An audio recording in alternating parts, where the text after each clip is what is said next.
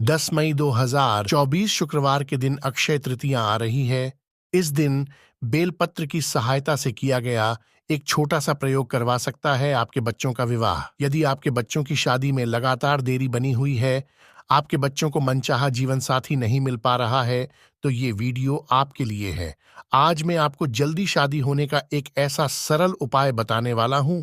यदि ये उपाय आपने समझ लिया और मेरे द्वारा बताए गए तरीके से अक्षय तृतीया के दिन कर दिया, तो यकीन मान के चलिए आपके बच्चों की शादी के लिए कोई ना कोई अच्छा प्रस्ताव जरूर आएगा और शादी पक्की हो जाएगी। ये उपाय यदि बच्चे खुद करना चाहे तो खुद भी कर सकते हैं, लेकिन आजकल बच्चों के पास उपाय करने के लिए समय नहीं होता है।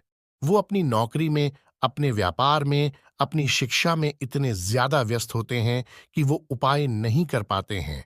तो ऐसे में माता पिता अपने बच्चों के शीघ्र विवाह के लिए ये उपाय जरूर करें। बच्चों की उम्र शादी के लायक हो जाए और किसी कारण से उनकी शादी में लगातार देरी बनी रहे, तो ऐसी स्थिति में बच्चे तो परेशान होते ही हैं, लेकिन बच्चों से कई ज्यादा परेशान माता पिता हो जाते हैं, क्योंकि हर माता पिता यही चाहते हैं कि उनके बच्चों की शादी समय पर हो जाए, उनका घर बस जाए, उनको एक ऐसा जीवन साथी मिले जो जीवन भर उनका साथ निभा सके। लेकिन कई बार जन्म कुंडली में ग्रह और नक्षत्र के कुछ ऐसे दुर्योग बन जाते हैं जिसके चलते विवाह में लगातार विलंब होता रहता है। रिश्ते आएंगे, बातें चलेंगी, लेकिन कोई भी बात, कोई भी रिश्ता अपनी चरण सीमा तक नहीं पहुंच पाता।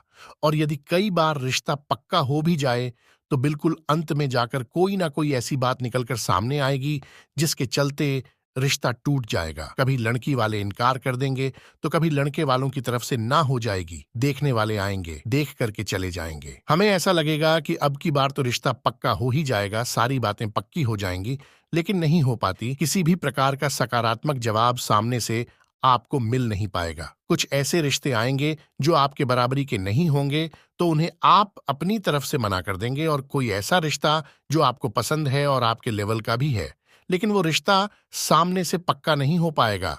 जबकि आपके बच्चे दिखने में भी सुंदर हो सकते हैं, अच्छी खासी उनकी नौकरी भी हो सकती है, अपना व्यापार यानी अच्छा खासा वो पैसा कमा रहे होते हैं, लेकिन फिर भी शादी में लगातार देरी बनी रहती है। तो साथियों, यदि आप लोगों के साथ भी इनमें से किसी भी प्रकार की समस्या बनी हुई है, तो अब से आपको चिंता करने की आवश्यकता नहीं है, क्योंकि 10 मई 2024 शुक्रवार के दिन अक्षय तृतीया आ रही है, और जो उपाय मैं आपको बताने वाला हूं, ये उपाय आपको इसी दिन कर देना है। उपाय बताऊं इससे पहले आपसे निवेदन करना चाहूंगा, यदि आप चैनल पर नए हैं और अभी तक आपने इस चैनल को सब्सक्राइब नहीं किया है, तो मुझसे लगातार जुड़े रहने के लिए अभी इस चैनल को सब्सक्राइब कर लीजिए। तो चलिए, अब आप इस उपाय को ध्यान से सुन लीजिए। ये उपाय आपको 10 मई 2024 शुक्रवार के दिन करना है। ये उपाय आप सुबह या शाम किसी भी समय कर सकते हो। ये उपाय करने के लिए आपके पास क्या सामग्री होनी चाहिए, पहले आप इसको नोट कर लीजिए। आपके पास लगभग आधा लीटर ठंडा दूध होना चाहिए, मुट्ठी भर काले तिल आपके पास होने चाहिए, और आपके पास बेलपत्र होने चाहिए। ध्यान रहे कि बेलपत्र आपको अपने बच्चे की उम्र के अनुसार लेने हैं। मान लीजिए आपका जो बच्चा है वो 23 साल का पूरा हो चुका है और 24वें साल में चला हुआ है, तो आपको 24 बेलपत्र, यानी कि वर्तमान समय में आपका बच्चा जिस उम्र में चला हुआ है उतने ही बेलपत्र लेने हैं। बेलपत्र कटाफटा नहीं चलेगा, बिल्कुल साफ सुथरा साबुत बेलपत्र आपके पास होना चाहिए। ये 3 चीजें आपके पास होनी चाहिए। अब ये जो काले रंग के तिल हैं, इनको अच्छे से पीस कर इसका चूरा बना लेना है, और जो आधा लीटर दूध आपने लिया है उसके अंदर इसे मिक्स कर लेना है। अब 2 चीजें आपके पास हो गईं, एक तो तिल, मिश्रण दूध और बेलपत्र।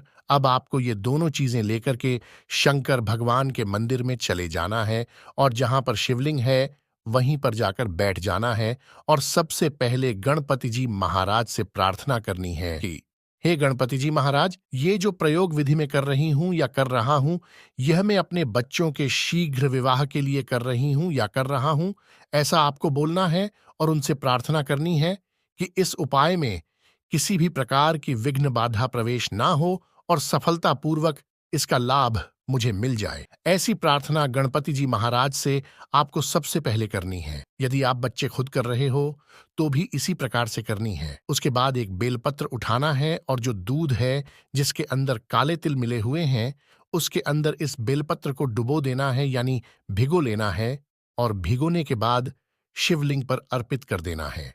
अर्पित करते समय आपको बोलना है श्री शिवाय नमस्तुभ्यं। फिर दूसरा बेलपत्र लिया, दूध में भिगोया, श्री शिवाय नमस्तुभ्यं बोलकर शिवलिंग पर अर्पित कर दिया।